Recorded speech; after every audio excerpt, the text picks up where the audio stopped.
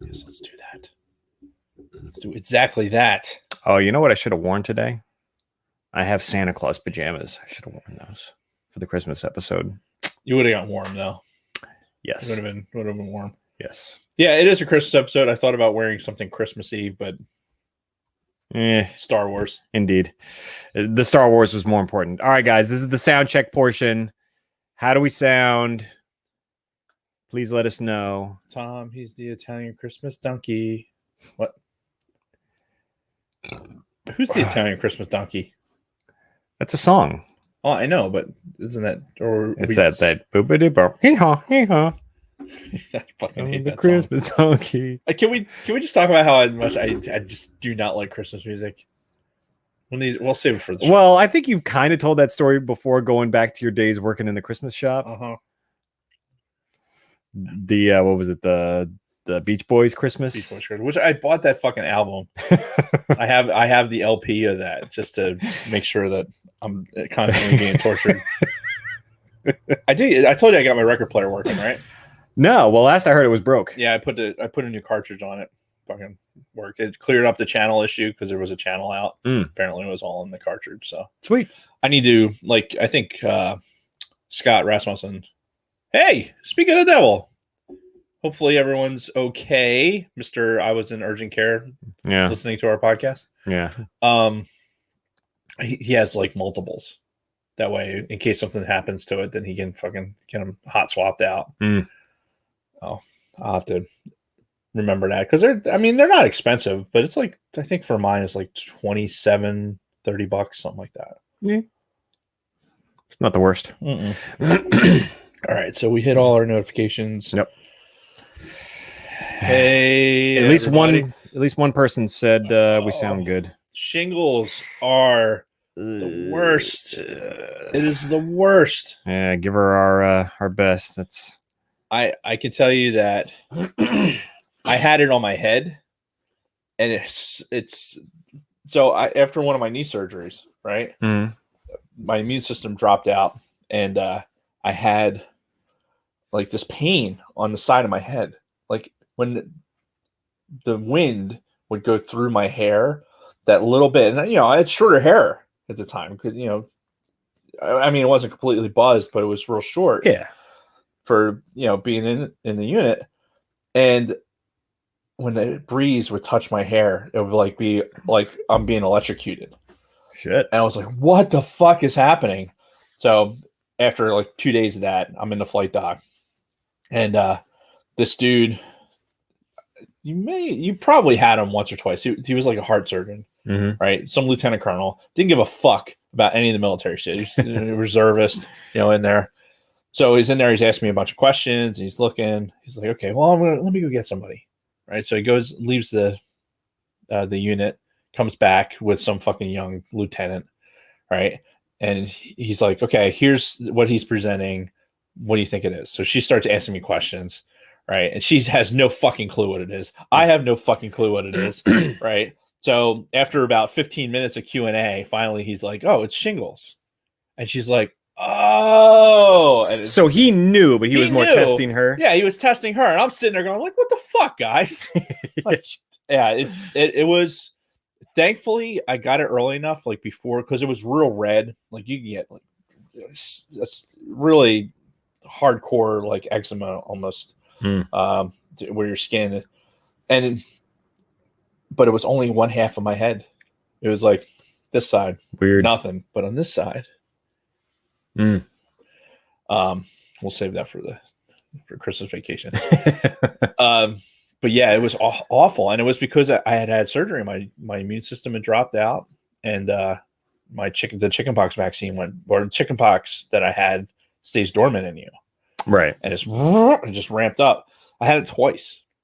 I had shingles twice. Fuck. Yeah, both times. It was horrific. So Kim, I feel for you. I really do. Hopefully they got you on some antivirals and some steroids that'll help feel a little bit better. Yeah, for sure. Boppada. Yeah. Well, we ready to get started? Yes. Knock this out as quick as possible so I can have at least an hour of my birthday to myself. All right. So yeah, we'll do the typical intro and we'll make it happen. All right, ready?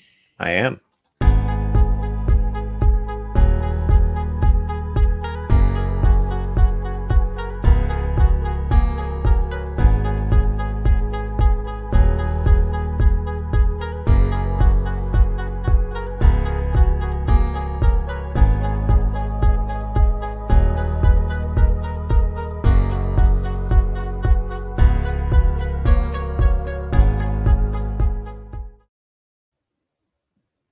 From a Gen X point of view is brought to you today by Podbelly.com.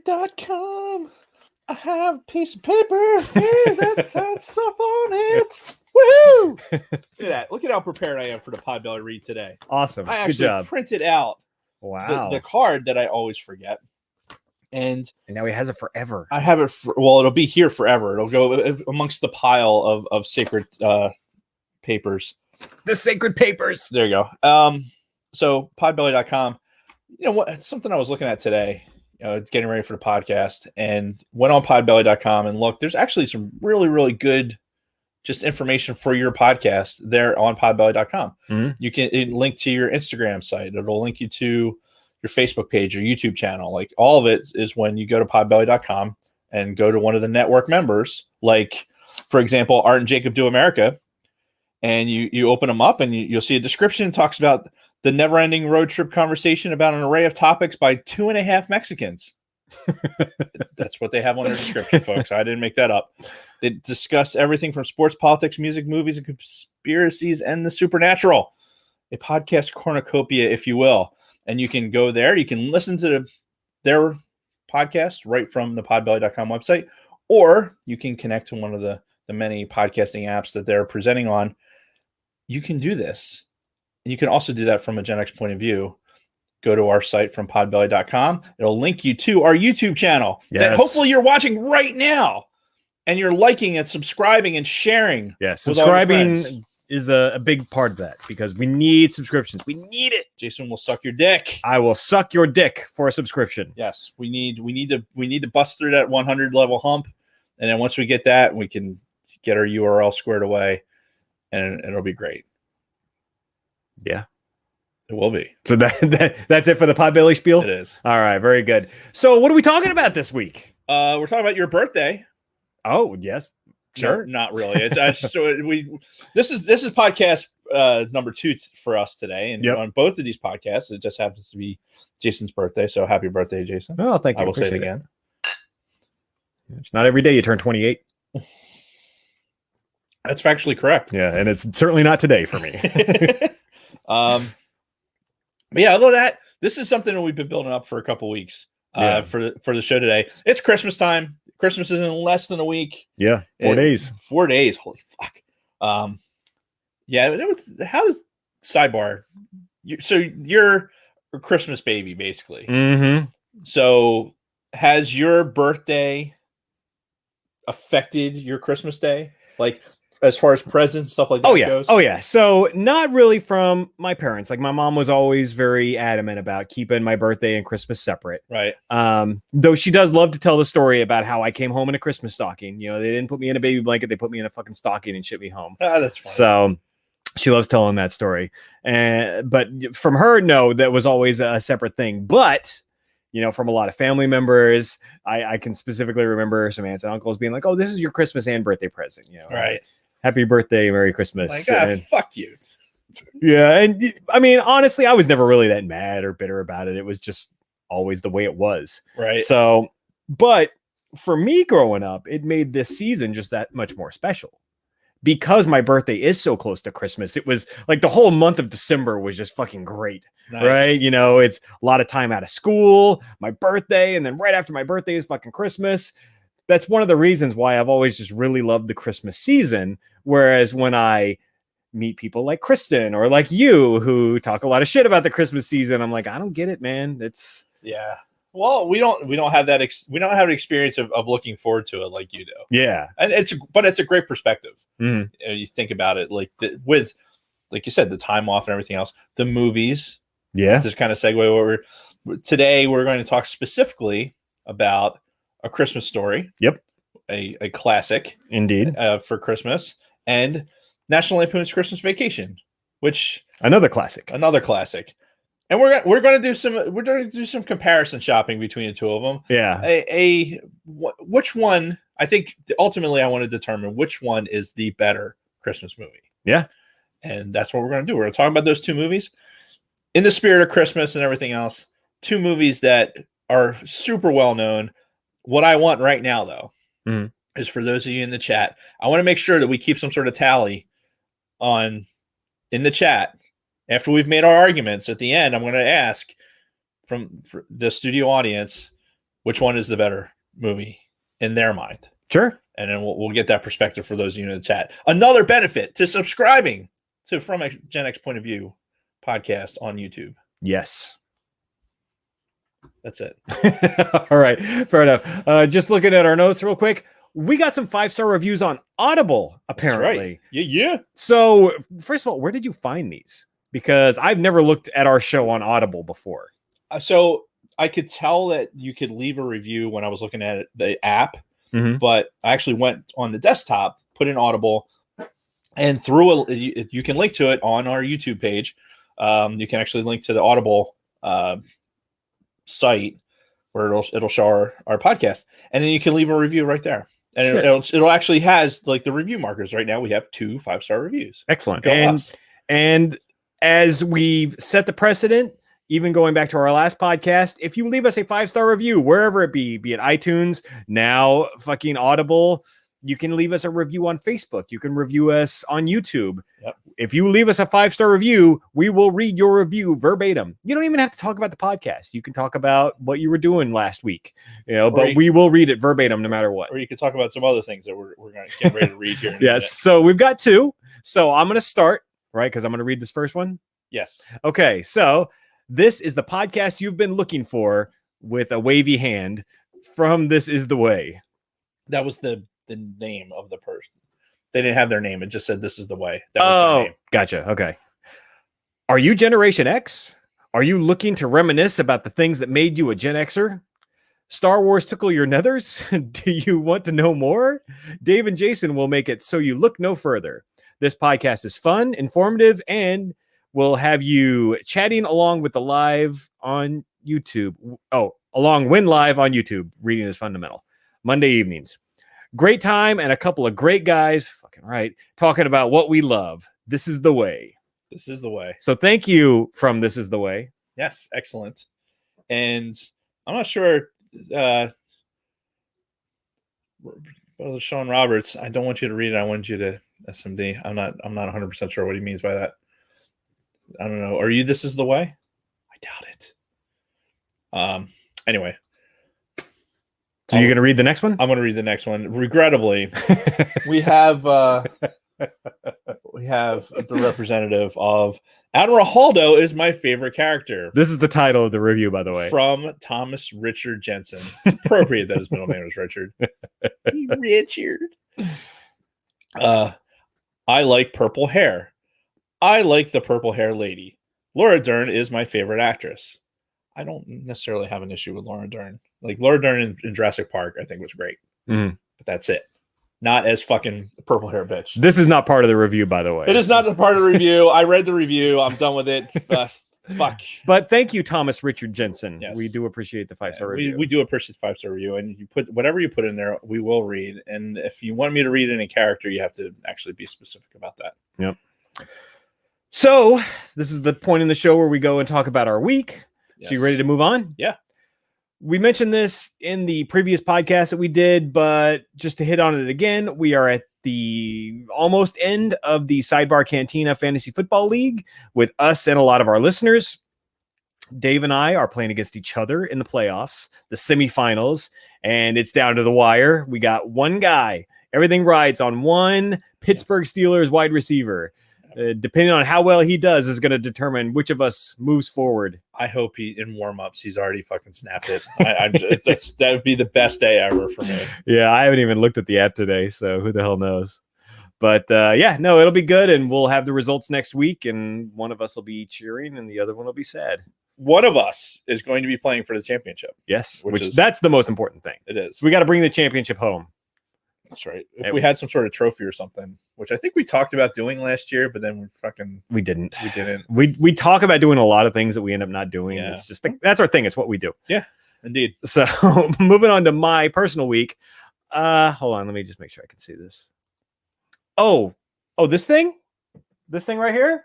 Yeah. So last night, this is strictly for the YouTube audience, by the way, I had more of my tattoo done. So you can see I did the forearm portion now. I'm going for the full tribal sleeve. I did the upper arm last month. Did the forearm today or yesterday. Got at least one more appointment scheduled. Debating if I'm going to wrap it around under the arm or not. Ooh. Yeah. Well, dude, around the elbow here.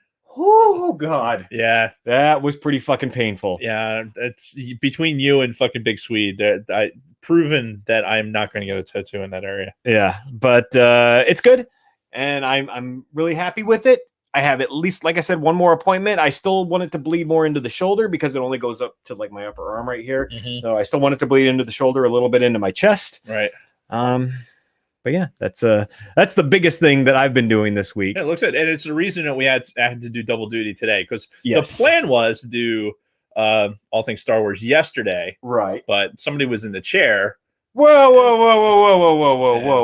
Hold on, no. Let's back it the fuck up because you threw me under the bus in the Facebook group yesterday. Yes, I didn't say anything. However, I knew if you were going to bring it up today, I was going to give you some shit because of course I'm going to bring it up. We were originally going to record before my appointment, but somebody decided to sleep in until like 10:30 in the fucking morning. Well, somebody the day before was out in the 20-degree weather placing wreaths at a cemetery.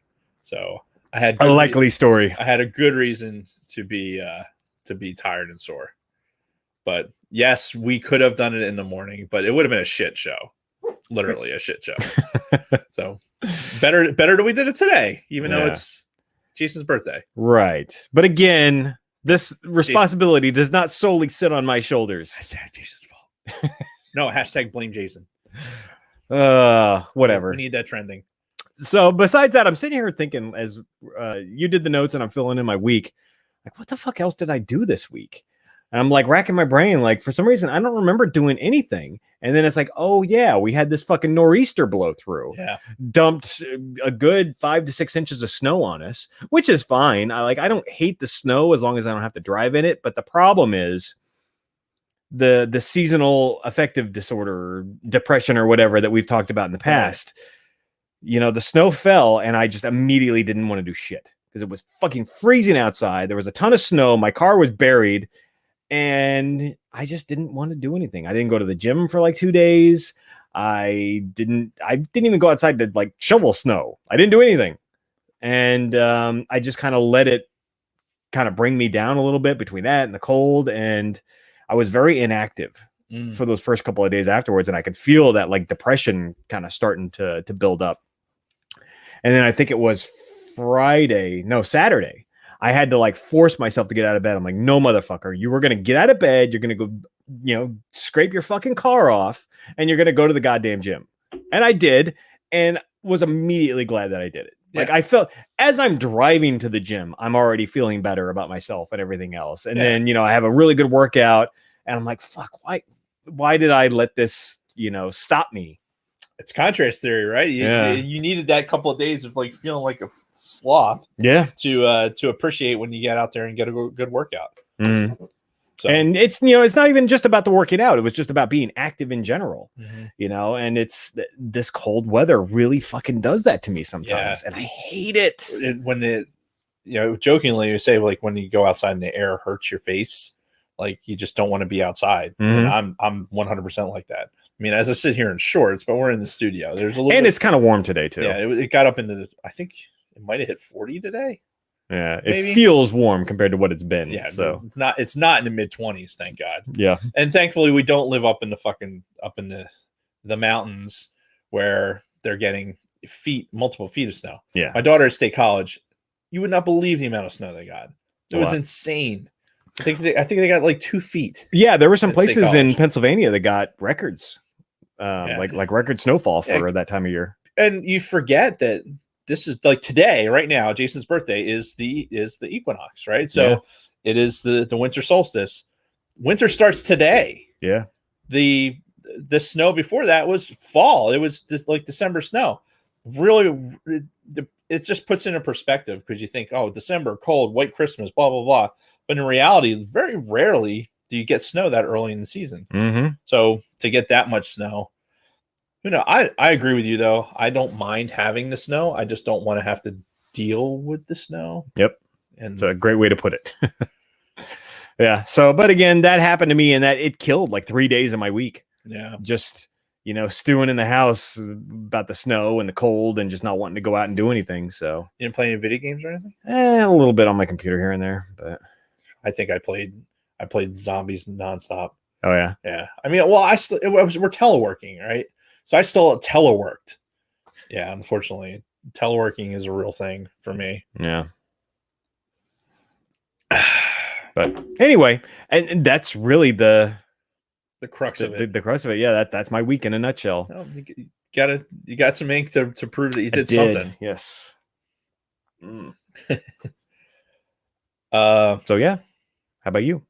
So I didn't do much of anything either. I mean, yeah, I've been very sedentary. It's really, really hard. Like as we're talking about the seasonal affective disorder and the days being shorter and everything else, I appreciate that I have a lot more of my day because I'm not commuting. Mm-hmm. That's one of the benefits of teleworking. I'm not spending 2 hours in a car a day. Usually both of those times in the dark. Yeah. Because of how short the days get. But that if I'm not going out and taking the dog out, or Kathy and I we haven't been going out as regularly as we had been. So I've been very sedentary, and it's tough. It's tough to get moving. Play a lot of Nazi zombies. I still love the zombies. There's a Christmas download for it. Oh, that's so much fun. But I had a doctor's appointment in the city, and I wanted to get out and fly the drone. Like I did. Oh yeah. So before I went, this was like the day after the snowstorm. It right? was. So I flew the drone out in the neighborhood, right, and I got some pictures or whatever. Then after the doctor's appointment, I went over to the art museum in Philly, and parked behind the art museum, and flew the drone like over the art museum and kind of like buzzed around the Schuylkill with the Boathouse Row and everything. I've been wanting to do it. So that was like one of the things I've been wanting to do since I got the drone. Mm-hmm. Like I wanted to fly in that area because there was no less than 3 other drones that were flying at the same time I was. Oh yeah. Like getting similar shots because you see them all on Instagram. Like I follow all these Instagram guys that are posting drone pictures, and I'm like, I want to do that so bad. Mm-hmm. So I was super excited to do it, and the snow was a really cool effect. Yeah, like every one of those shots that you put on Instagram and everything looked fucking awesome. Yeah, and I'm not a video guy. Dutch from Helmet Fire Productions. He's trying to get me more into doing a video, so I was using Camtasia to try and put a video together. I think I'll do some voiceover stuff or whatever for it.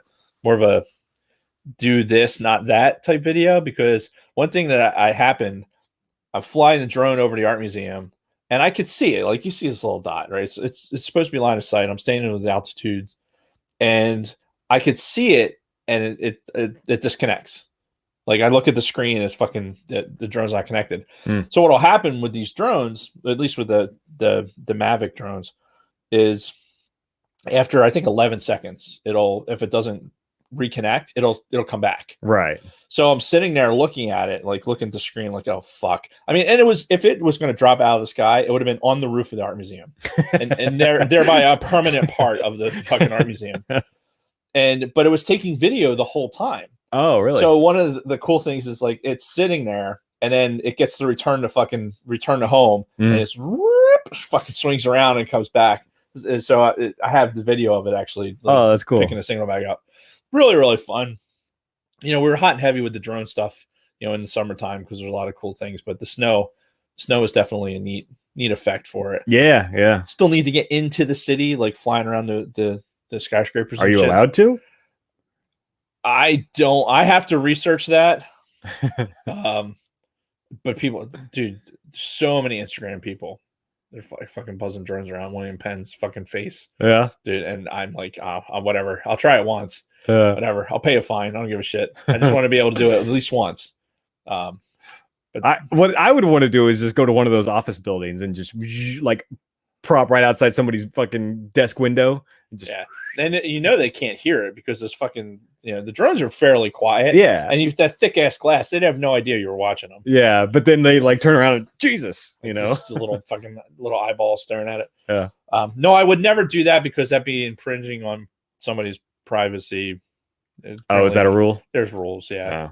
Like flying over people and shit like that. So I would never do that. However, it was fun. That's pretty much it.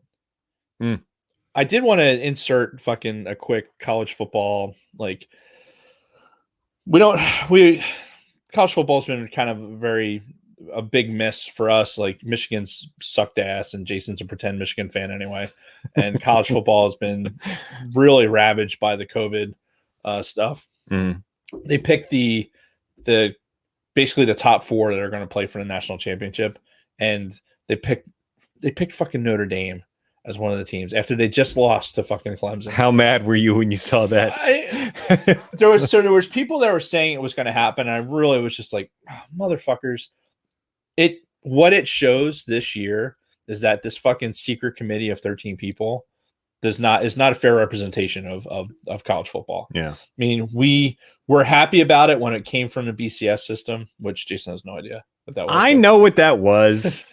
We're in the BCS system and we complained about the computer and everything else. Then we went to this committee and we're like, okay, cool. Well, at least now they're taking other factors into play. But now the committee, it's too involved to like who's deserving. Right. There's too much emotional involvement. Yeah. So like that's how Notre Dame ends up sneaking in there, which they're going to lay another giant egg. It's going to be an embarrassment. Yeah. Like I don't like Notre Dame, so I'm the wrong person to fucking advocate for anything like that.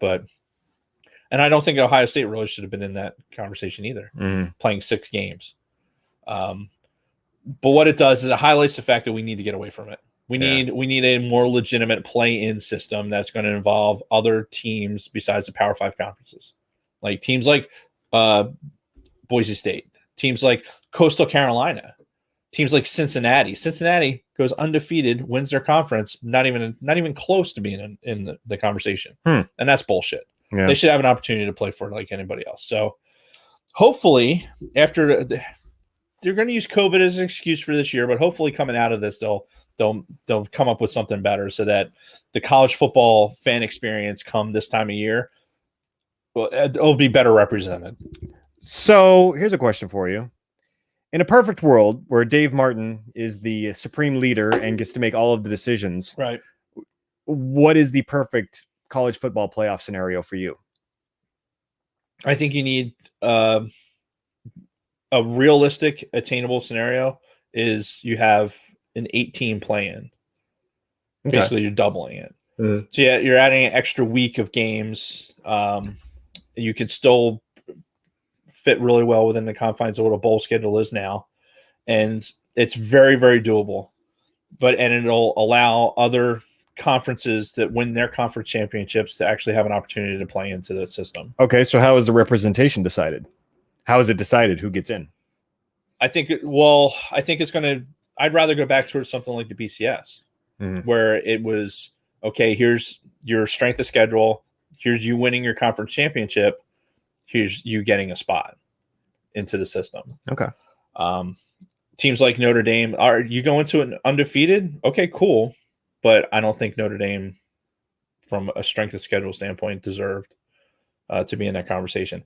Ohio State, I think Brinzer had texted that one of the voters had Ohio State at 11th, which is probably, from a talent perspective, is probably like lower than it deserves, but probably more realistic to how many games it played. Right. Especially because our conference, has been very lackluster, to say the least. And Penn State's already opted out. They could have played a bowl game and they chose not to. Wow. Because of the COVID experience. Right, because they would have played in front of nobody, right? Well, they would have played in front of nobody. It would have been exposing the kids to several weeks more of isolation. And at the end of the day, aren't the bowl games about making money? It is 100%. So it's making money for the school. And you know what? If Penn State doesn't play in one and somebody else gets that opportunity, cool, good. I for one, the story, the kind of the story of the season has been with Coach Franklin. His daughter has a sickle cell, and they've been completely isolated from him. So they've been down in Florida. He's been up at State College like throughout this entire football season, since the summer. So he's been away from his family this entire time. And that situation and other kids, a lot of the seniors had graduated basically the day of the last game or the day before the last game of the season that they played. Which, by the way, with feet of snow in State College, apparently it was the latest game in December they've ever played in Beaver Stadium. Yeah, to a crowd of nobody. It was such a shame, but yeah, that's I think if Dave Martin was running things, you'd have an 8-team play-in. Okay. You have success with the tournament. You have the basketball tournament is wildly successful. I think you can build off of something very similar to that. Yeah, like I can't stand basketball for the most part, and especially college basketball. But I hear about that fucking. The Final Four, Sweet March 16, Madness. March Madness. Yeah, it's a huge part of it. So yeah, why couldn't they generate some sort of buzz like that? I don't know. But it's a weird year, man. It's with the college football and the NFL with the way the playoff picture has been and everything. It's very strange. Yeah. Here's what I found. That fucking watch again, man. It's been really weird today. What is it that she's responding to? I don't know. I think I lean on it. Like when I'm moving my hands, I like hit the button or something. Oh, okay. And so she like kicks on. Because I thought it was like cluing into some fucking some verbal cues or something. Fucking twat. Wow. Oh, I got a quick sidebar. This really has nothing to do with anything except for, I guess, Philly sports. Have you seen the movie Silver Linings Playbook? I have. Okay. Yeah, because it's streaming on Netflix right now. Right. It stars the two hottest people on the planet, by the way, Jennifer Lawrence and Bradley Cooper. Right. Bradley Cooper's a huge Eagles fan. Well, he's an Eagles fan in real life. Oh, he is? Yeah. Oh, I didn't realize that. Yeah, he's been in the booth with Jeffrey Lurie and the whole bit. Oh, okay. Because, obviously it surrounds a family that are big Eagles fans. Right. And, they go to the link for one episode. And but yeah, I wasn't sure if you'd seen it, but I think about you every time I watch that movie. I'll tell you, it's not one of my favorite movies, but really? It is aesthetically pleasing. And it's always fun to see the Eagles, portrayed like that. So it's a good movie. I'm not, I'd rather watch A Christmas Vacation fucking half a dozen times. Fair enough. But yeah, sometimes you're just limited to what you can stream. So fair. Which, although, a great segue into the Christmas movies. Years ago, we cut the cord, right? We stopped our cable service because it was getting too expensive. We didn't use the shit. So we're like, we're fucking done. This was like summer of, I don't know, 2014, 2015, something like that. Christmas season rolls around, and all of a sudden I realize, fuck, I can't watch 24 Hours of A Christmas Story anymore. It's on TBS, right? TBS for 24 Hours Christmas Story. Yep. So I'm like, wait a minute. Go into the Apple store. Because we've had an Apple TV for many years, and boom, there's A Christmas Story. I'm like, you know what, $10, fuck it, buy it, and now we have A Christmas Story forever. So I can do my own 24 Hours of A Christmas Story any fucking time I want. There you go. This year, we talk about doing this podcast. I was like, fuck, we don't have Christmas Vacation on DVD or anything. Go into the Apple store, boom, bought Christmas Vacation. So now we have them both forever. Yeah, so, we actually in the house, we have both on DVD. Yeah. And I think we watched it most recently. Christmas Vacation was on a streaming service, but it was on there with commercials. It was really weird. It had to have been like Hulu or something. I thought it was Prime. It might have been Hulu though, because we have the Disney Plus with the Hulu and the ESPN Plus in there. Mm-hmm. So it may have been Hulu, but it was on. So fucking sat there and watched it. And it was before we decided to do the show, but it was appropriate for the timing. Yeah, because, and as we segue into this, I think you have A Christmas Story, right? Mm-hmm. For what it is, 24 Hours of Christmas Story on Christmas Day. Yeah, you have Christmas Vacation, which is more about the lead-in. Yeah, the build-up. Because it's even got the advent calendar throughout the course of the movie where they're opening the doors for the different days. Exactly. So, yeah. But, I mean, you could say really, too, in A Christmas Story, they're building up to it because it's him wanting his Red Ryder BB gun. Wow. What? Strong words coming out of the chat. Oh, what? Who said? Wow. So Strong Solsky words. from the Escape Pod says, and I quote, "Fuck A Christmas Story." Wow. Wow. I mean, I can understand people who just may not like it, but fuck A Christmas Story. Like, did A Christmas Story do something to you? Show me on the doll where A Christmas Story touched you. Maybe he shot Done. his eye out. Oh, did you shoot your eye out? Do you have a glass eye? Is that what this is? Yeah, strong words, but I like it. Strong words right out the gate. So I don't really know how we want to do this as far as the breakdown goes, because we didn't really get into much detail in the notes. So we can run down some general specifics first. A Christmas Story came out in November of '83. So both of these are technically 80s movies. Right. Even though one was kind of early 80s, one was late 80s. Box office $20 million versus a $3.3 million budget, which at the time was probably a moneymaker. But from what I remember in previous research was that it was considered not really a flop, but just considered not to be a success at the time. Right. And it didn't really find its audience until it hit cable and syndication, and then especially the 24 Hours of a Christmas Story. Right. Versus Christmas Vacation, released December 1st of '89, so 6 years later, tail end of the '80s. And it was a budget of $25 million and ended up making $73 million. So really not that big of a turnaround, but also has a very strong cult following. Yeah, and that's the thing. Like the cult-like following for both of these. I mean, I think is the reason. If we're going to isolate two things about for Christmas, like I think the Christmas Story and Christmas Vacation are probably the best ones. I mean, you have your diehard outliers out there that are big into that. Then you have like the classic Christmas movies like Miracle on 34th Street, whatever version of that. Yeah. You have all different versions of Dickens fucking shit with Scrooge and everything else. You have, which by the way, Scrooged with Bill Murray was great. It's the best version in my mind. And you have movies like Jon Favreau's Elf movie, which is a classic in and of itself, but never seen it. You've never seen Elf?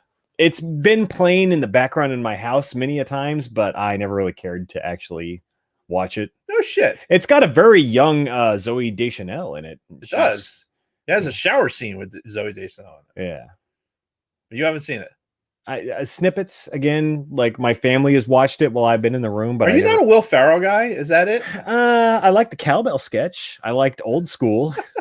I wouldn't call myself a Will Ferrell fan by any stretch. Yeah, Elf.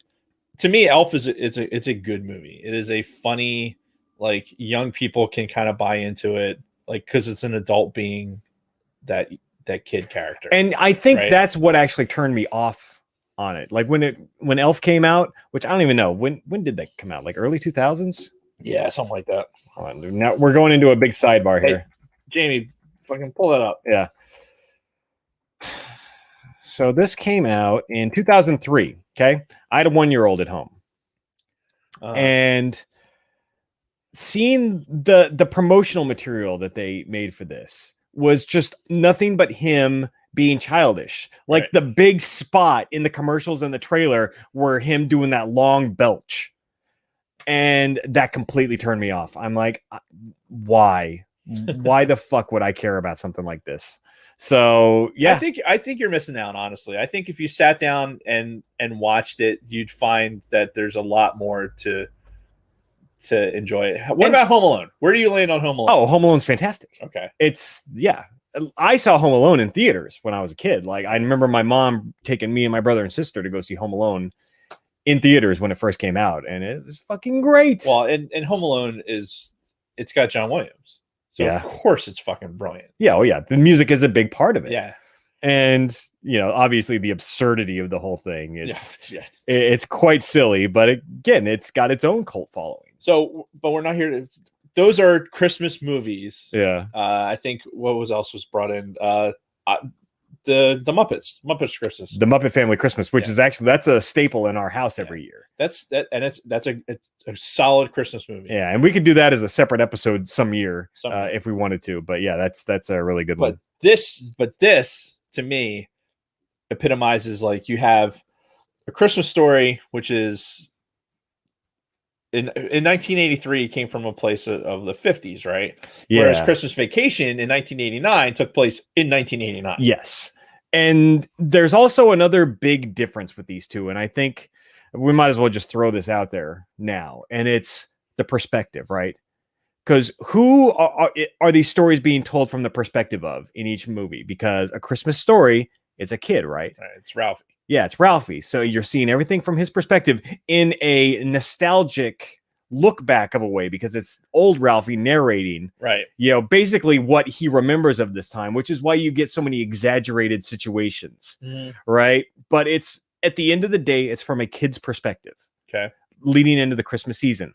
What's Christmas Vacation? Oh, it's from Clark. Right. It's from Clark, the guy who I can certainly associate with, as I'm sure you can too, is the father, the family man, who's ultimately his entire motivation is just to have a good time with his family. Right. Good old-fashioned family Christmas. Right. And, you got to remember too, this is the third movie in this series, because you had the first Vacation, you had European Vacation, and then Christmas Vacation was the third movie in the Vacation quadrilogy, which I liked Vegas Vacation. I know a lot of people trash that movie, but I'm not a fan of Vegas Vacation. And honestly, I'm not a European Vacation guy either. Yeah, that was kind of shitty. The original Vacation movie came out in 83.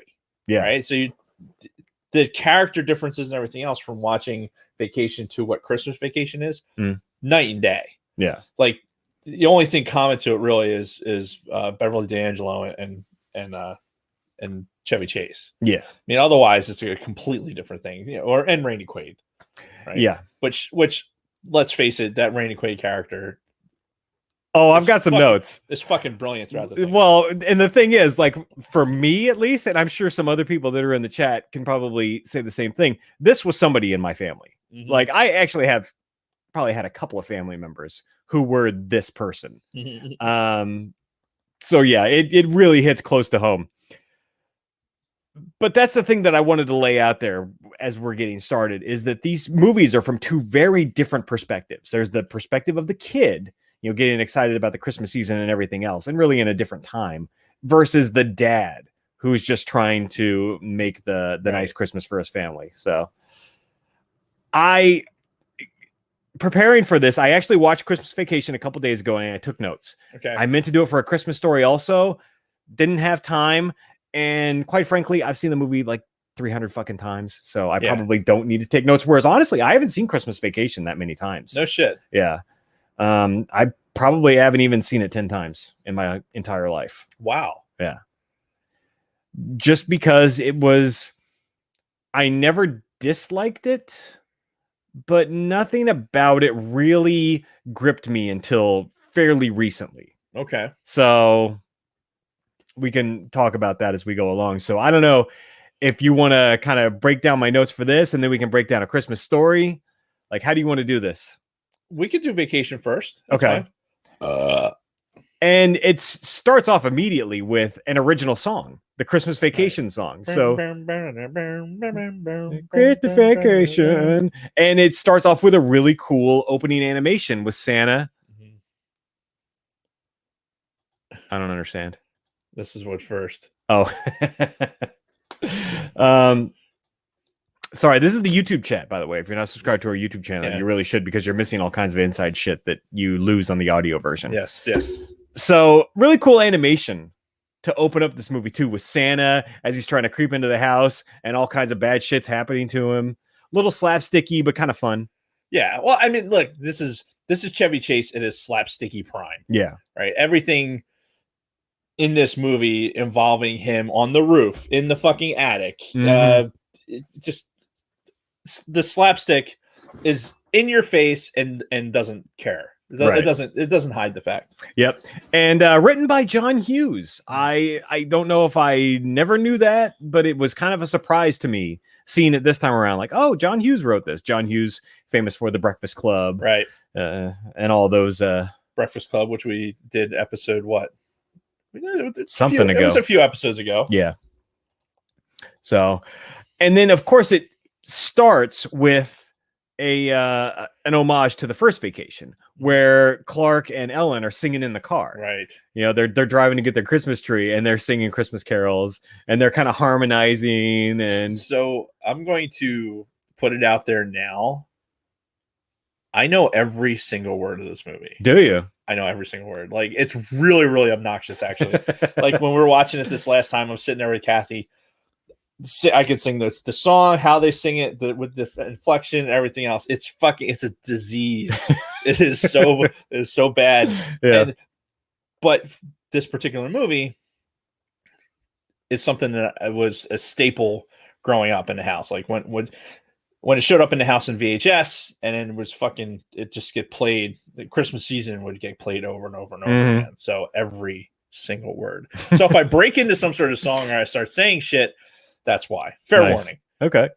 Yeah, and then of course we have this very humorous car ride where he's kind of playing chicken basically with these assholes in a truck on the road. Eat my road grit liver lips. I did like the one scene where it was like, kids, look, a deer, and he flips the guy up. That was pretty funny. I got a good chuckle out of that one. And then of course they hit that ramp or whatever as they're going off the road and they're flying, and then boom, they land in the lot. Oh, it made good time. So we had a 1989 Ford Taurus. Like, was it the wagon like that? We didn't have the wagon. Okay. But we had that fucking car. Yeah. Which it's just one of those things. In the first vacation, the family truckster, like, we had I think it was a 1970 something Ford Gran Turismo. Oh. Which was basically, it was that green fucking color. It was the family truckster. Nice. So I had that, and then later we had the fucking 1989 fucking Ford Taurus. It's just those pieces that fit into my life as part of this fucking movie. And of course he gets this massive fucking Christmas tree. You get the scene where they're driving with the tree hanging over both ends of the fucking car. Get home. I always knew that she was in this movie, but you see the Julia Louis-Dreyfus. I'm looking at this. I'm like, does she age at all? You look at her in this movie, you look at her in Seinfeld, you even look at her in a lot of the stuff she's doing today. She looks the fucking same. Yeah, she's like she's ageless. Yeah, where even compare her to Chevy Chase. You know how they say men normally age better than women? Bullshit. Nope, because you compare Chevy Chase in this to what he looks like fucking now, it's night and day. Well, and I think she's younger than Chevy Chase is. I mean, in fairness, but yeah. I think what was really funny about these characters, the yuppie characters, the next door neighbor yuppies, with their fucking like the spacesuits on, jogging, driving a fucking Saab, because at the time a Saab was one of those like elitist cars. Yeah, right. You could have a Mercedes or you could have a Saab, this Swedish engineered Saab. Which is stuff that I picked up on right away. It's like, oh yeah, okay, here's their fucking house. Here's her wearing this goddamn tinfoil fucking clothes, driving their fucking Saab, compared to the 1989 family truckster. It's just from a period. This is a perfect period piece for that time, because it's a snapshot of what it was in 1989. Yeah. Like we're going to talk about it here in probably a second, but when he's in the mall, when Chevy Chase is in the mall doing that whole sequence with the fucking lingerie model, that the fucking mall, that was where it was at in those days, like for Christmas shopping, everything else, like that hustle and bustle of shopping, everything else, everything happened at the mall. Yeah, and I do miss that. I do miss those days in the mall. But before we get to that, there was a perfect line where Clark was talking to Ellen, which, by the way, I love their relationship in this movie. The one between Clark and Ellen, like he's always got these grandiose ideas and she tries to like ground him a little bit, just kind of like, hey, and she had this one great line. It's like, I know how you can build these things up, in your life. When have I ever done that? Right. And I mean, I do the same thing. Oh yeah. Dude, like I'm guilty of that so many times where at the end of the day, all I'm trying to do is like have a nice family vacation or do something nice with the family. And I build it up, and then if something little goes wrong, it eats at me. Yeah. So I can certainly relate to. We glossed over one of there's some epically classic lines in this movie. At least for me. Sure. One of the ones is we're just going to talk directly about lines that are used in my house in perpetuity, right? So they get the giant fucking tree that they dug out of the ground, right? Yep. Put it on top of the fucking Ford Taurus, drove it back. He's got his fucking Texas Chainsaw Massacre shit on. He trims the tree down to get it into the living room, which is still fucking enormous. Yep. Right. And so he's standing in there and he's getting ready to cut the thing, cut the limbs so that the tree will fall. Yep. He cuts it. This is the beginning of a sequence where so many fucking windows are broken. There's so many goddamn windows. Every single window in that fucking house is broken at some point. Yeah. And this is the beginning of it. And you see Clark, he's in the tree and he's like, he's like, looks great. Little full, a lot of sap. Yeah. That fucking anything that's sticky in my house looks great. Little full, a lot of sap. Yeah, anything that's sticky. That's one of those that lands. It's that slapstick, because in that scene you're talking about where he's building up the thing, they're reading People magazine, and reading magazines in bed. Yeah. And it's fucking the pages are all stuck to his fucking hand and shit. It's just it's so fucking funny. Yep. And yeah, I took note of that too. Just the couple reading magazines in bed. Yeah. Like, did they do that in the 80s? Yeah. Hey. Magazines were a thing. Like I think we had Reader's Digest in my house growing up. And People magazine. We had Highlights. Did you have Highlights magazine when you were a kid? No, but they always had those in like every doctor's office. Yeah. And we actually got Highlights to the house for a little while. Did you? Which is weird. Yeah. Thinking back on it, it was strange. Okay. But, yeah. Anyway. Then we have the whole thing with the lights, right? The Clark wanting to do up the house and lights like he's always wanted to. He gets Russ to help him out, and it's just this big whole sequence. But the best part was, the first night nothing turns on, right? So he's drum roll, yeah, and I think it was his dad that came up as like, well, one bulb goes out and the whole thing doesn't work, and I think that was true for older style lights. Obviously, that's not the case today. But and the best part of that line is like after he gets everybody out in the fucking yard and in their pajamas, right? Mm-hmm. And you get another young what's her I can't think of her name right now. Audrey. Who Juliette Lewis. Juliette Lewis, right? Pre fucking Natural Born Killers, right? Yes. She's out there saying, "I hope nobody drives by and sees me out in the yard, in the front yard in my pajamas." And then the father-in-law says, "If you know your father, he'll think nothing of it." Now he gets this whole build-up, and then he's like, trying to turn on the lights, and it doesn't turn on. His dad goes like, the one bulb thing, and he's like, "Oh well, if you need help, just let me know. I'll be inside asleep." Yeah. Another line used. Well, and then he even asked us, he's like, "We checked every bulb, right?" He's like, "Oh, yeah, certain of it." Oh, would you look at the time? Yeah. You gotta work in the morning, feed the hogs, the bills to pay. Yeah. Fucking Russ, who is a young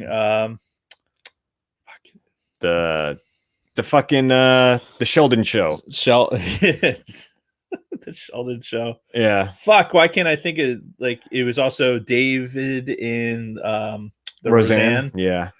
But everybody knows him from fucking Big Bang Theory. Big Bang Theory. Which, by the way, that'll come up in the chat. I mean, the Big Bang Theory had some funny moments, but overall, I was actually very insulted by that show because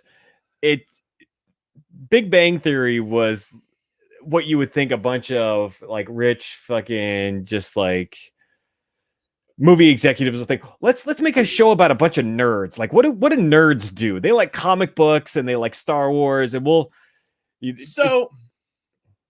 this is a sidebar, by the way. Mm. If you're playing the drinking game. So when I worked in a computer, like in the computer firm, right, where we were building machines and had 5 different bosses and TPS reports and shit like that. Yeah. There was definitively the nerd fiefdom in that building. Like we were all nerds. Sure. Like the config techs to the NIC techs to the software engineers, the MCSEs and everything else. But like that's where you were able to actually go in there and you'd be able to make those defining lines. Like if you had 4 of us that were living together at one point, it would have been like that. It would have been, here's our toys. Here's like, here's what we like to watch. Not obviously not so eccentric, right? Right. And maybe not physics and shit like that. But yeah, those motherfuckers don't have time. Apparently they do. Yeah. My daughter's dating one. All right, fair enough. But the perspective of that, like that was not that unrealistic to me because I've seen it. I've seen the layers of that where I was in that layer where I was more into sports and doing stuff that was more athletic and drinking a lot. Right. But that's where my introduction to Magic the Gathering was due to that group. And you had the guys who were making their Quake servers to have T1 lines to their fucking houses at a time when it's like, so I've seen the stratification of the nerds, and I can tell you that it's not as far off as you might think. All right. Because I mean, I always grew up knowing I was a pretty nerdy guy, but seeing like this over exaggerated presentation of nerds in this show, I'm like, come on. They at that level they have money, but they don't know what to do with it. Yeah. So they're spending it on toys and comics and shit like that. In fact, ask Rick. Yeah. he's in the chat right now. Ask him how many toys he has. So the next night when Clark finally gets the lights on, that was the best part of the whole lighting sequence for me, was when he's fucking around with it, goes in the house, somebody turns on the light in the garage. His mother. Yeah. You see all the fucking, so all of those connections. I'm gonna go. You've already know. If you're listening and you're in the chat right now, you already know that I've done this. If you've daisy chain multiple. You're daisy chaining all this shit together. You have this outlet that has the outlets on it, and there's a little bit of smoke, just a little bit. You move it a little bit, you hear it. Yeah, it's just like, okay, get this lean this, or maybe I could separate that a little bit more. Yeah. And having so many fucking lights on the house. Like, I've been on the roof with the fucking staple gun. I've done all of this. The only thing I haven't done is fallen, thank God. Yeah. But I've done all of this shit. So the idea of it being on a Switch is so 100% accurate. But the guy, he's like this biochemist, right? He works in a fucking company. He made a non-nutritive cereal varnish, right? It coats and anyway. So he's a smart guy. He has the fucking piece of paper with all the shit laid out on, which I have done. Yeah. Where you lay out all this is where all the connections are. So that if one thing goes bad, you can go and fucking isolate that, take that line out, and all the bulbs and everything else. All of it. And then it comes down. The smartest person in the world can still be fucking befuddled by one goddamn switch. Yeah. Some random fucking switch in the garage. Which one of my favorite sequences, like you're talking about, when they flip the switch and the meter starts spinning. That was my introduction to meters.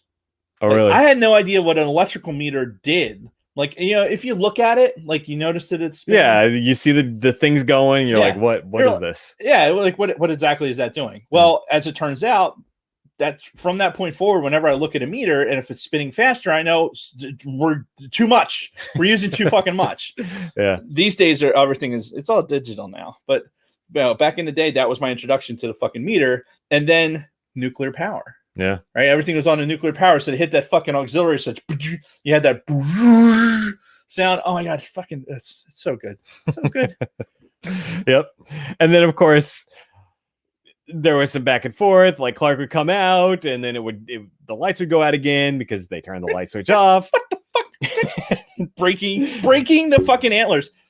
Fun fact: when he was breaking the antlers and the Santa he's shit, like karate chopping them. Yeah, he fucking actually hurt. He like broke his finger or something. Oh, really? While he was doing that, so he's like, he did it, and he had to like keep doing it and keep like going into the scene because otherwise it would have been like, fuck. Yeah. So he actually hurt himself while he was fucking doing that. Nice. Punching Santa, fucking breaking all the shit. I haven't gone that far, but I've definitely rage quit on some of that shit. Yeah. And then of course he does the last thing. And then of course Ellen figured it out. You see that scene where she's like sitting there, she's thinking, she's like, wait a minute. And then she realizes as he's like doing one last and everything comes on. Hallelujah. It's fine. It's such a just a good culmination scene of such fucking nonsense. Yep. Because we didn't talk about while he was on the roof, the breaking of the fucking before they get the lights on. If Oh, when he broke the gutter? Yeah, when he's hanging off the gutter, the fucking gutter shit slides off. The projectile goes through the fucking Julia Louis-Dreyfus window. Yeah. And fucking something had to break the windows. Something had to hit the stereo. Yeah, because it was the ice that was like gathered in the gutter, and why is the carpet all wet, Todd? I don't know, Margot. It's that. These are the lines. These are the perfect fucking lines. But this led to one of the best sequences where he's all happy, he's crying, and he's going to each person and hugging them, and then he goes up to Eddie, which was a great introduction to that character in this movie. Eddie, yeah. If I woke up with my head sewn to the carpet, I want to be more surprised than I am right now. Yeah, which, like I said, Eddie was a few members of my family growing up. So Merry Christmas, shitter's full. You check our shitters, honey. That sequence, we had a gingerbread contest at the Squadron, like gingerbread house thing. They had a contest for it. Mm-hmm. One of the people entered like the Griswold house with a Lego RV in front with a Lego figure that said "shitter's full." Nice. It didn't win. Oh, it didn't fucking win. It was the biggest travesty of the decade that fucking gingerbread house didn't win. Probably offended somebody. No, well, there was some some kiss ass one that had a fucking KC-10 on top of it or some shit like that. I'm like, all right, then, whatever. Just stop kissing ass. This one's fucking brilliant. Mm-hmm. Anyway, that's too bad. So, I can see you're broke up about it. Yeah. Oh god. Had a nice throwback to the first vacation again, where they're drinking out of the Marty Moose glasses with the eggnog. So that was a good little throwback to fans of the original. Drop you off in the middle of nowhere, leave you for dead. Kristen and I had an interesting conversation because a big side story in this movie was the Christmas bonus, the bonus checks, and what he was going to use it on, which was the pool. And we're like, a pool in Chicago? Like, you're going to get a month and a half, 2 months worth out of it? Listen, we've flown over all these houses, like even in this area, pool. Like, I've had a pool. I grew up with a pool. It really doesn't make sense. Yeah. Because you're only getting a good month and a half out of it before it's either too fucking hot to be outside or it's too cold. Right. There's the sweet spot is so small, it doesn't make any sense to have a pool. But when you have it, you enjoy it. Sure. And that's probably it's as much of a status symbol as anything. But no, I could totally as a kid growing up with a pool, it made sense to me. Not an in-ground pool like that, but just having a pool in general. Right. So yeah, no, we had a funny conversation about that. Just like, how much use would they really get out of this thing? Lots more stuff happens in between. My notes kind of stopped with Clark's meltdown towards the end when he realizes he's not getting his bonus, when he was in the Jello Club instead. Jelly of the Month Club. Jelly of the Month Club. Right. Sorry, my mistake. Jesus. God, you're brutal. You're just brutal. It's like, I have only seen this movie a handful of times. Again, his meltdown during this was again very similar to the one he had in the first vacation, which I've seen that movie a ton of times. Right. Where he has this fucking breakdown in the car, and he's right here. You're gonna be singing "Zippity Doo Dah" out your assholes, Right here. Tell him what a no good lying funker. Now, the funny thing about that part where he says that about his boss, I remember the first time I watched this movie ever, right? And he said that, and I didn't pick up on what was going on at first. Right. I kind of saw Eddie's thing or his RV leave, and like, okay, that's weird. Didn't really think much about it. And then I distinctly remember him reading the last minute gift ideas. Yeah. Bring Frank Shirley right here. Yeah. And then, him reading the Night Before Christmas and looking over, and there's Eddie. And Eddie. Dragging the boss, kicking him in the ass. Pajamas. What the hell? Yeah. It's that sequence too, like that explosion sequence is me at some point any part of the season, the Christmas season, like either trying to get lights set up or trying just whatever. I have like one of these fucking seasonal meltdowns, and it's usually in that style. Like, and in 1989 or 90, whenever you first see this, and I was like freshman in high school, right? And so the cursing wasn't really a thing. I had seen Spaceballs fucking 150 times by then, but the sequence of just the one sequence of fucking just nonsense and cop it off with hallelujah, holy shit, where's the Tylenol? All right, I've finished almost every one of my little fucking rants with the where's the Tylenol, and that's one of those things that sequence, because I'd seen it so many times. I think that's why my brain kind of defaults to a meltdown sequence like that, because once it's because after that, like, we could break this down. Honestly, I could break this movie down like scene by scene, but after the meltdown, right, and they get back into the house, and the dog is already tore the fuck out of the thing, right? Mm-hmm. They had the bullshit fucking the dinner, or the turkey was too dry, and like which has happened at any fucking family event where somebody overcooks the turkey or some shit like that, and you're like you're trying to pretend like you can fucking eat it, and every sequence that goes into that, we've all had that family moment, right? You have the Eddie in the family. Mm-hmm. It's having those moments of the family get together where it's reached that point. The fucking dog gets into the trash. There's a fucking squirrel in the house, or a bird. Mm-hmm. We've had birds in the house before. And it's like so much of that. When I was a freshman in high school, I could put into like, God, we've lived in every one of these sequences at some point in my life. And then I've lived it again subsequently. Yeah. And I always, afterwards, I'm at you're at the cooler and you're drinking fucking, eggnog or whatever after meltdown, trying to calm down. And it's just, I have that moment. I have that Clark Griswold moment. And this is where the line from Clark's dad is, he's talking about the Clark's like, all of our family, all of our, all our holidays were such a disaster. How did you get through it? And then he goes, I had a lot of help from Jack Daniels. Yeah. I didn't know what that line meant. Even when I first saw it, it took me years to figure out that that's what it was talking about, was fucking getting loaded on fucking whiskey. I'm like, oh, that makes so much more fucking sense now. Yeah. But yeah, there's as you look at this movie, and it's, I think when in contrast to what, could you try again? Shut up, bitch. You're looking at it from like Clark's perspective as a fucking family guy trying to do all this, as opposed to kid's perspective. But it's that family perspective that we've all probably been in that situation at some point before. Mm-hmm. Whereas what I'll tell you about the Christmas Story is that I was not a child of the 50s, so I didn't have that frame of reference. But I mean, it's still, at least to me, there were a lot of similarities to me as a child in the late 70s, early 80s.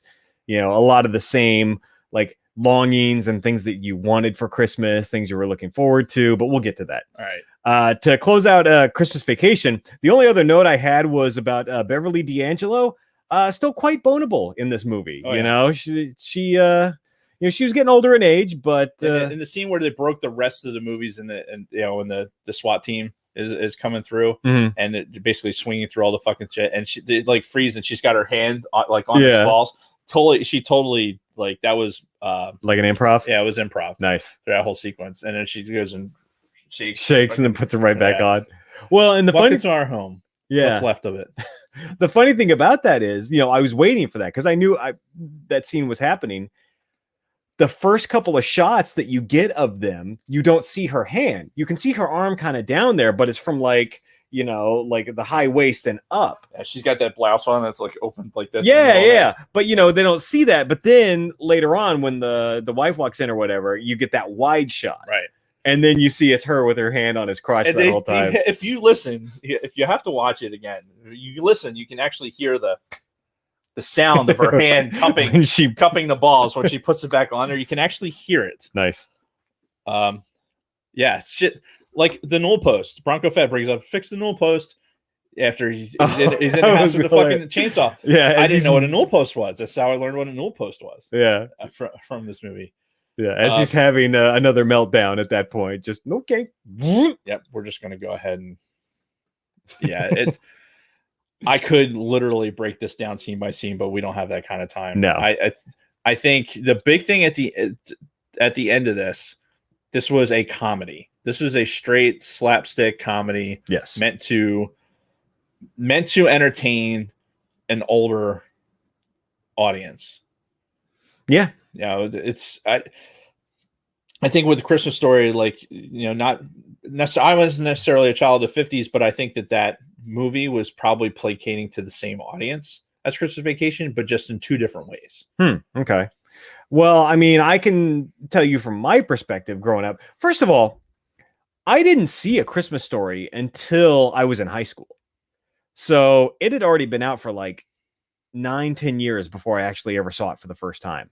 Like, I don't know about you, but I actually remember when I first saw A Christmas Story, because you know how when you're in school and you're getting close to the fucking holidays, like Christmas break, like for us, it was 2 weeks straight for Christmas and New Year's, like 2.5 weeks, I think. By the time you're getting to the end, like, especially if you did midterms the week before your Christmas vacation started, that last week before you actually go on vacation, you're not doing anything in any of your classes. Yeah. And this is when the teachers just be like, fucking throw on a movie, you know? So you'd get a lot of that during that last week before, Christmas vacation. And I remember freshman year of high school, my English class, Mr. Orr, great guy, by the way. He was the English and the drama teacher, though I'm fairly convinced that he was fucking some of the drama students, but I have no proof of this. Sorry, Mr. Orr. But anyway, he put on A Christmas Story freshman year for English class. So we watched it over the course of like 3 days. And it was the first time I'd ever seen it. I thought it was fucking hilarious. And it really resonated with me as, you know, somebody who was no longer like a little kid who was, you know, looking forward to Christmas, but that stuff was like, it was right there in the rear view. And you're sitting in the classroom too. Yeah. So that probably helps. Yeah. You know, because you get these sequences where he's in the classroom when he goes out to where's Flick? Yeah, where's Flick? And he's like, Flick, who's that? Yeah. Yeah. So, but because this is shown through the eyes of a kid, I feel like I saw this like right at a time when that was still fresh in my mind. This is why it resonated so much with me. And, you know, I had these moments even just a few years before that, seeing it for the first time, where, you know, getting an NES for Christmas was like, that was my Red Ryder BB gun. Right. I think it was Christmas of '88, right? The NES had been out for a year or two. I knew some people that had it. I had, you know, luckily gotten to play it a couple of times at some people's houses, but it was still like this big pie in the sky kind of thing. And that was my Red Ryder BB gun moment, was an NES for Christmas of like 87 or 88. Mine was the Millennium Falcon. Oh, yeah. The Millennium Falcon. Not this gigantic one that's back here, but, you know, when that toy originally had come out, that was fucking big. That was big. And it was like at that watershed, like, this is what Christmas is about moment. To that point, I can remember, this is where the cynical Dave of today is a lot different than in the past. Because growing up, we had setting up for Christmas was an entire thing. Yeah. Right. Getting the tree up. We had this platform that we put out. We put out a platform. It would have a felt covering. The tree would go on top of the platform. So when Christmas was getting ready to start, like you're talking about with getting into the breaks, the furniture would get moved. So as the furniture would start to move to make room for the platform to go in there. So when the platform was getting ready to go in there, you know, fucking Christmas was getting ready. Yeah. We had a fake tree. So as soon as the platform was up, then you could get the tree up. And then the whole act of decorating and everything else. So it was a whole process that went over a course of weeks, and it just culminated into the gifts. And for me, the Millennium Falcon, the Walkman. Ooh. A Walkman with the belt clip. Oh no, with the strap. It had the fucking strap going around. Yeah. I got these small die-cast tanks. Like, and it just like you see when they're opening the gifts with Ralphie and his brother, and you see him opens up a Zeppelin, right? Yeah. That for me, I got these little tanks, and it was probably more appropriate for that age, and felt more like it was more about the presents, like in the anticipation of the presents. Where, excuse me, as I got older, it was more the mechanics of Christmas. You know, Christmas goes from being, you know, we talk about why Kristen and Dave might be more cynical than somebody whose birthday is 4 days before Christmas. But, Right. It's the getting ready for Christmas is a job. It's a task. Right. And then Christmas is the culmination of that. And yeah, Christmas is still good, but getting to Christmas, giant pain in the nutsack. And I think that's one of the reasons why it's different for me, because you think about the mom in A Christmas Story, right? You have that one very telling sequence where they're having dinner. Right. And Ralphie's like, my mom hadn't had a warm meal in 8 years or something like that. Right. That was pretty much my mom. Like growing up, my mom was fucking super mom. She did everything. And I want to say she probably did a majority of the setting up for Christmas and everything. So none of it really rested on mine or my siblings' shoulders. Right. We just got to enjoy the fruits of her labor. So, and even the very first scenes, because you mentioned when we first started how Christmas Vacation was more about the buildup, where I think it's the same story with A Christmas Story.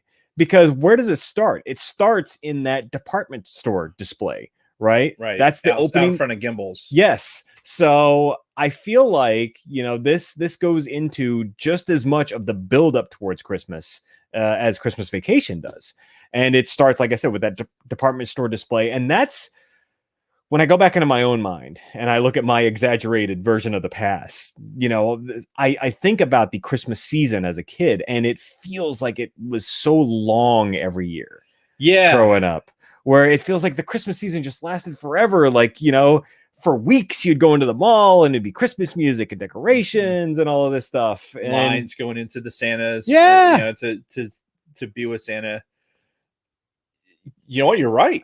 You're absolutely right. Especially when we were younger, when we didn't have anything to fucking do. Mm-hmm. We had no responsibility. Yeah. For that. We just like, oh, here we are at the mall, or here we are. I was always in the fucking corral when I was a kid, so I'd be in the mall fucking singing Christmas carols at some point. Yeah. Which is just another day that I wasn't in school because we'd be in the mall during the day singing Christmas carols. Yeah. Christmas parades. My town would always have like a local Christmas parade every single year. I was actually in it a couple of times. So around here, when they do even without COVID, you have basically the Santa be in the fire truck and kind of drive around the neighborhood. Did you guys have that too, or just the parade? Yes. Yeah, okay. We did have a version of that where somebody dressed as Santa would come would drive through the neighborhoods. But I actually remember one year my parents hired a Santa to come to our house. Shut up. Like, we've got pictures of Santa and Mrs. Claus, full garb, coming into our house, talking to us. Wow. We've taken pictures with them. You must have been bad that year. Santa has to show up to the house, man. I mean, you must have been fucking. I was a great kid. I don't know what you're talking about. Like, I think my parents did not appreciate how good of a kid I was. Oh, is that what it is? Yeah. Yeah. So I had no such illusions. Yeah.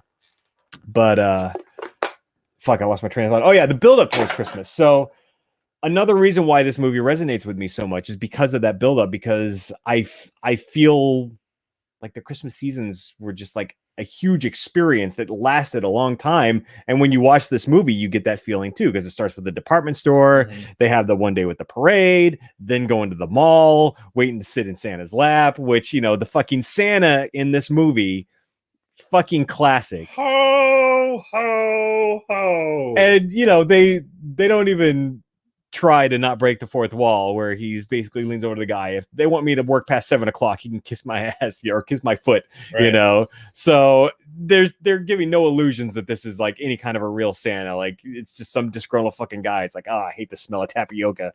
He just wants to get these fucking kids in and out. But, and I really think they nailed the whole put the kid on Santa's lap and they immediately scream, right? Because how many pictures have you seen of kids and babies sitting in Santa's lap just fucking crying or hysterical? What other time, like as Americans, I guess, like I'm not saying humans, but Americans, you spend an entire lifetime telling kids not to talk to strangers, and then once a year you're going to fucking stand in line to go sit with a stranger. Yeah, I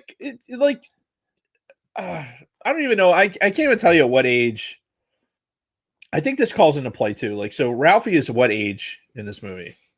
If I had to guess, I'd say probably 10. So at some point around that age, like even Ralphie's talking about how, yeah, Santa may or not be a thing, but he's going to hedge his bets, basically. Right. Yeah. Yeah, because he took all other avenues, tried to like subvert with his parents, with the fucking advertisements, tried to do it with the teacher and the essay. Right. What? No, it wasn't an essay. It was a called theme. A theme. Yes. Oh! And yeah, all of those didn't work. So it was like, fuck, I'll try Santa. Yeah.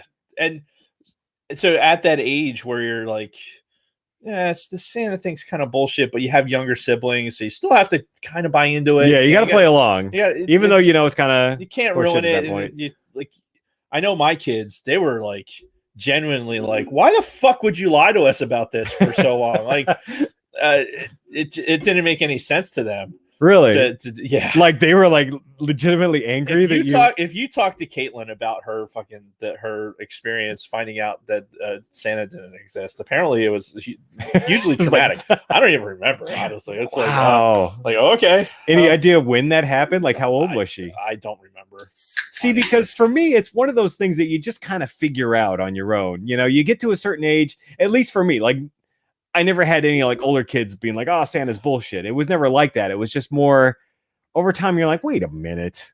Yeah. Oh, I get it now. We don't have a chimney. Yeah. Like, how does this chimney work? Like, oh, we have a chimney, but it doesn't connect to a fireplace. Like, how do I remember having that conversation with my parents. I'm like, well, how is Santa going to get in? We live in an apartment. We don't have a chimney. They're like, well, he'll come through the front door. That's magic. You know? Magic. Yeah. Magic was always the answer. Yeah, no. They specifically told me, well, he'll let himself in through the front door. I'm like, oh, okay. Oh, yeah, that makes sense. We're gonna let a complete stranger in. Why not? He comes here once a year, so it's obviously it's cool. He's got a red coat on. It's fucking classic. What could go wrong? Yeah. I think for me, getting the kind of the moment for me was when my sisters were. I was old enough to help with Christmas, so like folding gifts and stuff like that.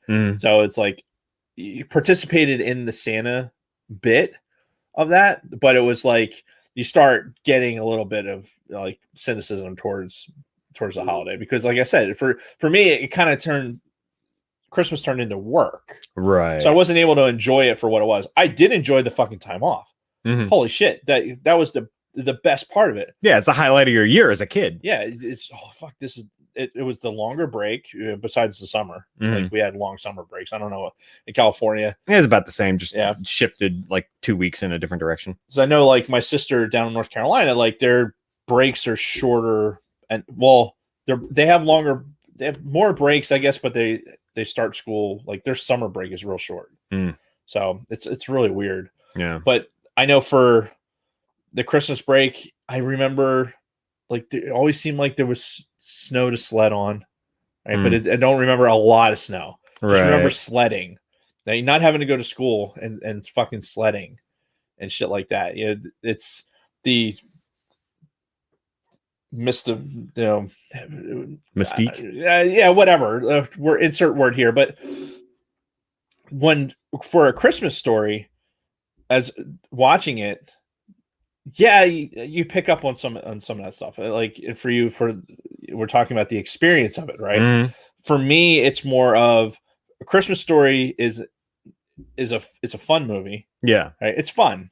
It's a period movie to me because of the way the house is set up with the fucking the fuses and the heater that's always breaking down and the car with cars got flats all the time back in those days, and then the whole introduction to the F word and eating soap. That all took place in a period that your parents kind of described to you, and that gave you an opportunity to kind of see it, what it would have been like back then. Yeah. But none of that really resonated with me as much as A Christmas Story means that it's like official. Like it's officially Christmas. Okay. Because when it's on all the fucking time, then it's like it's getting really close. Sure. Like if you don't have your shit together, like if the tree's not up or the fucking stockings aren't hung or the presents aren't wrapped and Christmas Story's on all the fucking time, you're going to be late. That's the season's reminder to get your shit together. Get on your fucking shit and start getting this done because as it gets closer, and for us at our house, Christmas Story was opening presents, and first thing in the morning, boop, that would go on. Mm-hmm. And we're in the same boat. Now we're disconnected, but we have it on DVD. Like we can still put it on for nostalgia's sake. Oh yeah, but it's that was the difference between the two movies. Is A Christmas Story was entertaining, but I'm entertained by Christmas Vacation. Sure.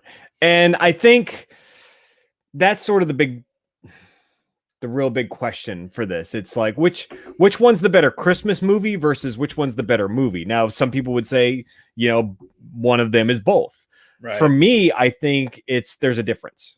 For me, I think Christmas Vacation is a better movie in general. If you look at it as a whole, as a film production, Christmas Vacation is better. But if you're looking at Christmas movies, to me, A Christmas Story is just a better Christmas movie.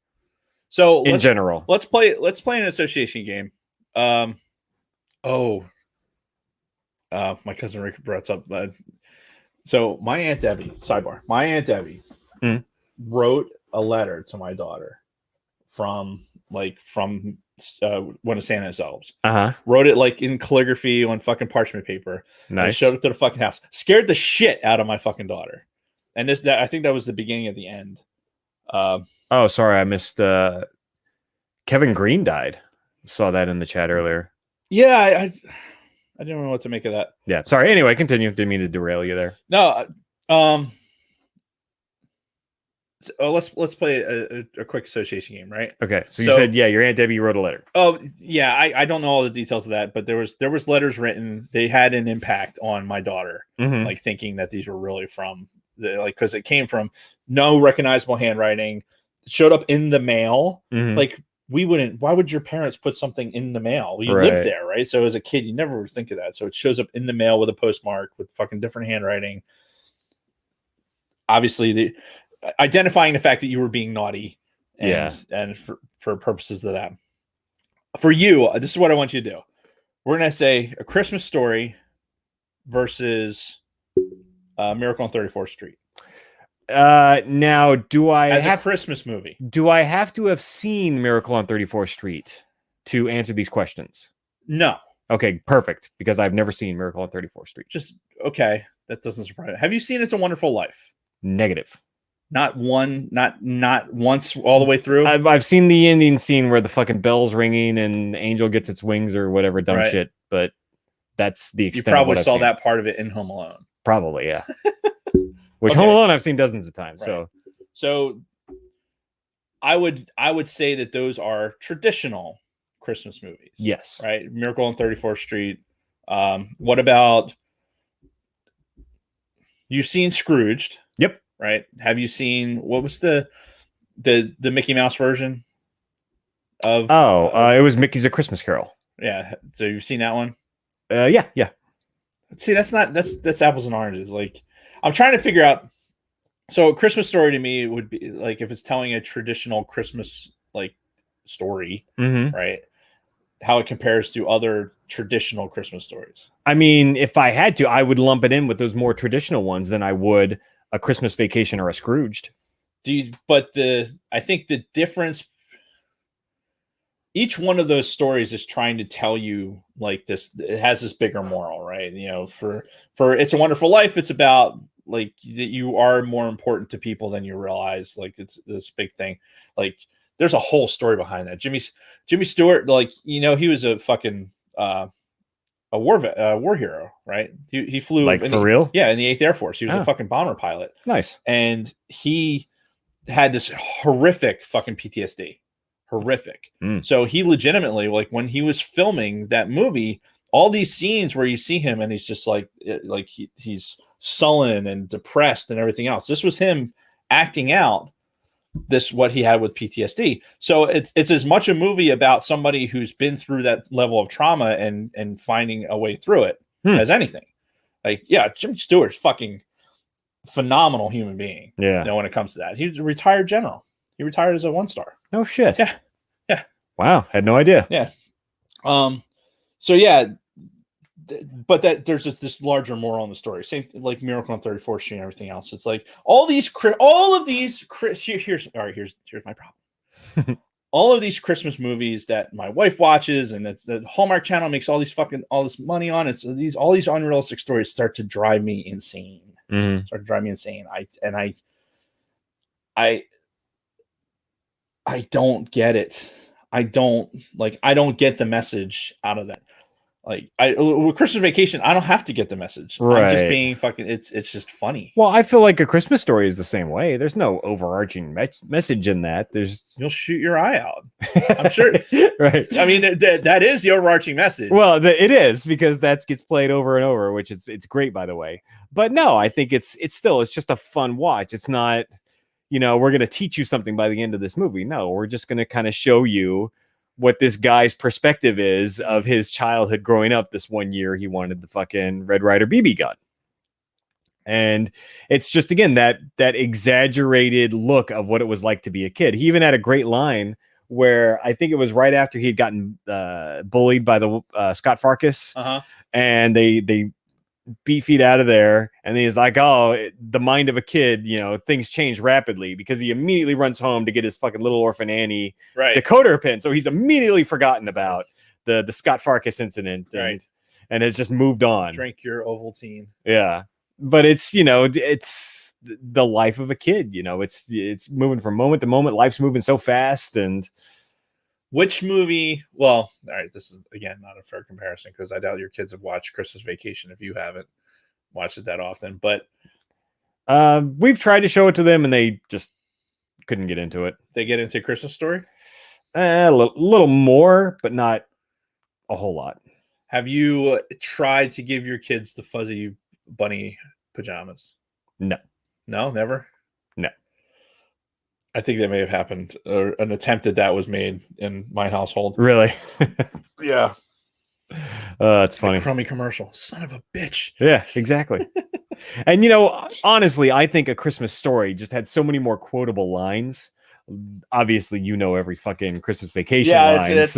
That's tough to make that comparison. Like I said, you can't have A Christmas Story in the house for 24 hours without picking it up. Oh, sure. I've sit there plenty of times and watched 40 minutes of it here, and then go do something and then come back, and it's like, oh, look, I'm picking up basically right where I left off. Yeah. And honestly, it carries on throughout the year for me for a lot of things, especially the Fragile. Anytime I see Fragile on a package, Fragile. that must be Italian. Yes. There is a lot of good quotable stuff out of that. I will give it that. Yeah. I don't think there's a Gen Xer out there right now that wouldn't see the word fragile and go fragile. Yeah, that must be Italian.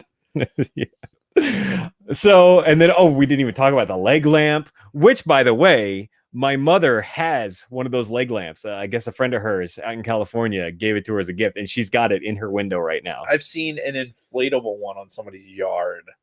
That's fucking great. They have a leg lamp inflatable. Well, and what's really fun is they've done the same thing with Christmas Vacation, where they have the Clark Griswold house. Mm-hmm. They've taken that house where they filmed the Christmas Story one, yeah. And you can go take tours. And apparently you could stay there overnight if you wanted to. Yeah. I remember when they were selling it fucking 15 years ago, there was a big story in the news oh yeah, the person who owns the house that Christmas Story was being filmed in is selling it because for whatever reason, I guess it was in disrepair and they needed a bunch of stuff. And whoever bought it fucking made the smart move, and they're like, shit, we're gonna turn this into an experience. Yeah. And it's Indiana, right? Yeah. I don't know. Chat fucking Jamie, pull that up. Yeah, correct us on where the fucking location of that house is, because I know the Griswold house was supposed to be in Chicago, suburban Chicago, but I think they did some exterior shots at one place, and then the rest of it was obviously in the sound studio. Yeah. With the potato flake fucking snow. Oh, yeah. The fake snow in both of those movies, right? Fake snow was big because I think both of them were filmed in the summertime. They weren't winter filming. Right. So they had these kids that are fucking all decked out and in their coats and shit. And they were probably sweating their fucking balls off. And that was the thing. I'll give Christmas Story credit. that bundling experience, like going out, like you had to like layer upon layer upon layer. Like I remember having long johns, jeans, and ski pants, and then on my feet I'd have plastic bags. I have socks, plastic bags, and then the boots. Get the fuck would go out. on after that. And we'd go out sledding, and you'd start sweating your fucking nutsack off. Yeah. So I'd half of that shit. There'd be a bunch of kids in the neighborhood, and I luckily I grew up in an area of the woods where we could actually go and if it were snow, we could do legit sledding. Not like huge downhills, but enough where you could get down and fucking turn and fake crash all over the place, and it was fucking fun. And no adult could see you because you were in the woods. So sure, yeah. Fucking coats are off and fucking all that shit. And see, that's the thing that I had no frame of reference for growing up in Southern California. It's true. First of all, I saw snow maybe twice before I joined the Air Force. Wow. In my entire life. So that's interesting. Yeah. So you saw snow on TV before you really ever saw it in person. Oh, yeah. No, like I said, I saw snow in person. One time we drove up into the mountains one winter. There are some mountain areas in California. We drove up into an area where there was snow on the ground. Right. And then I think there was one freak storm that went through my hometown that dropped some snowflakes.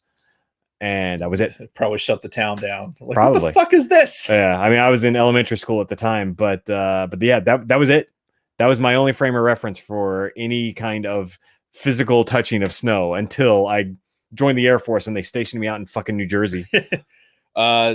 The chat pulls through. Scott Rasmussen said the Crystal Story House is located in Cleveland, Ohio. Right, but I don't know if that's where it was supposed to have actually taken place in this fictional world. I don't think so either. Yeah, I think you were closer to the Indiana part. Yeah. So anyway, let's kind of wrap this up. We've been going for a while now, and I'd like to do a couple of things in the house for my birthday before I have to go to bed and start the next day. Sure, whatever. But to kind of wrap it up, I think it's really dependent on the person, the individual, and what aspects of these movies that they really relate to.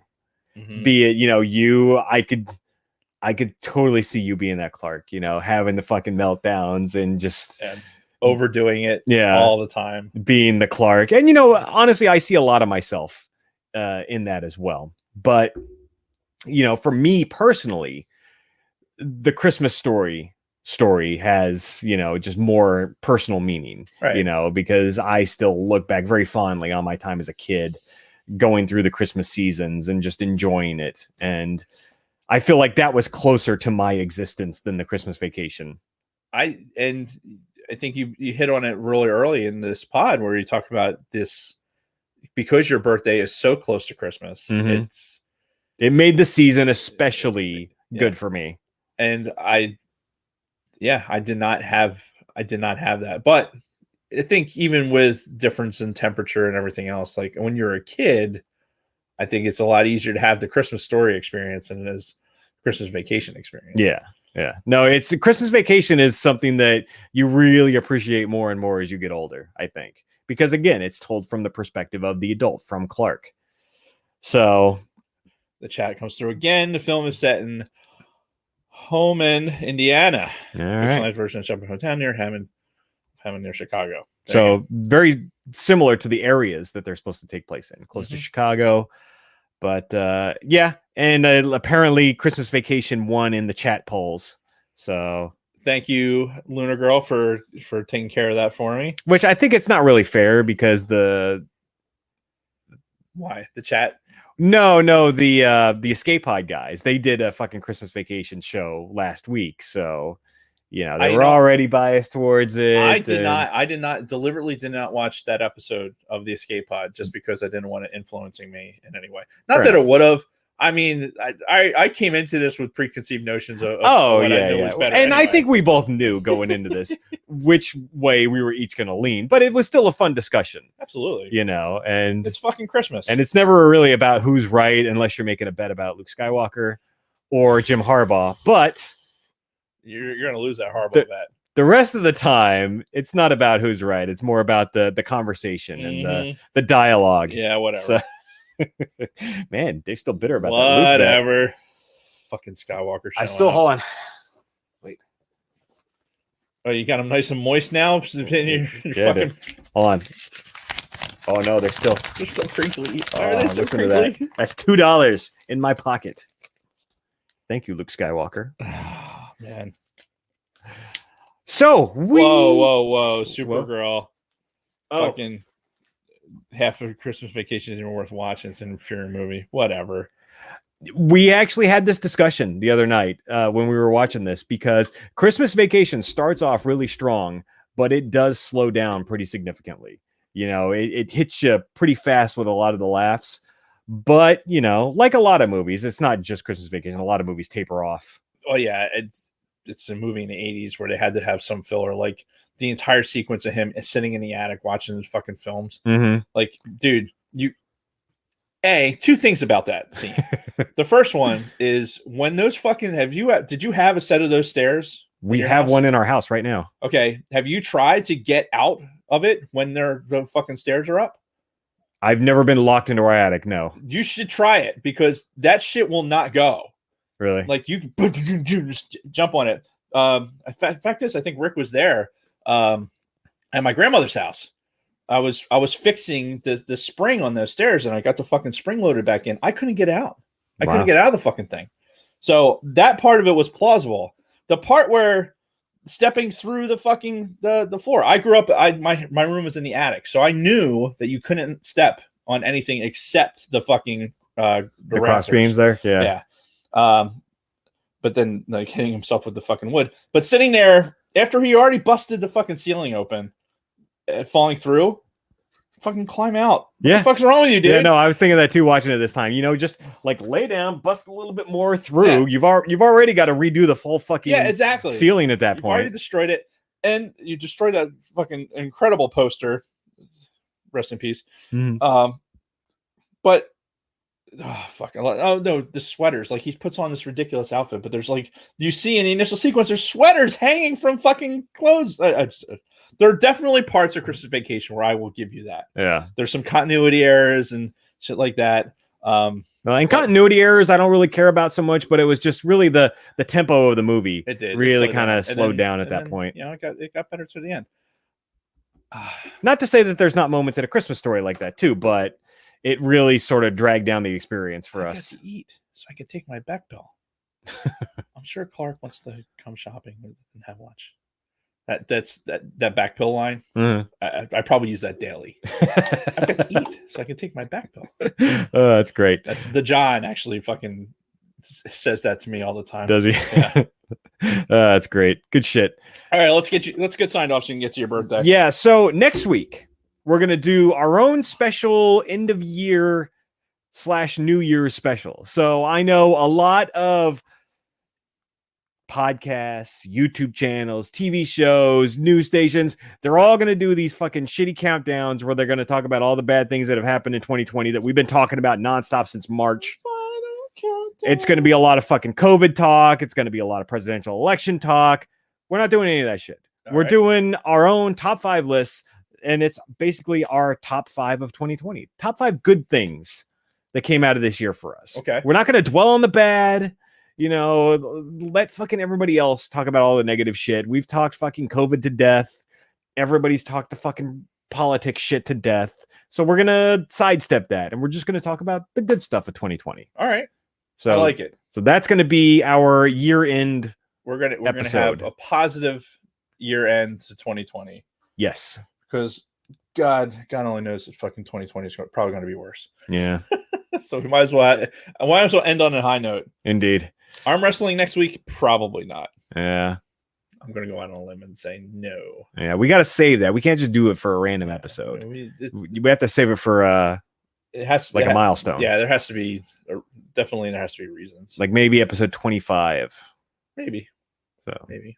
What's that? That's like late January. Or if we hit a certain number of downloads, or maybe 100 fucking subscribers on YouTube. Ooh, that would be cool. Then that's it. I think that's what we need to do. We need to hit that 100 YouTube subscriber mark, and then we will arm wrestle. Okay. Live on YouTube. All right. To our 100 subscribers. So I leave that to you, good sir. Get us more subscribers, get us to 100 on our YouTube channel, and we will arm wrestle for you and your entertainment. I can dig it.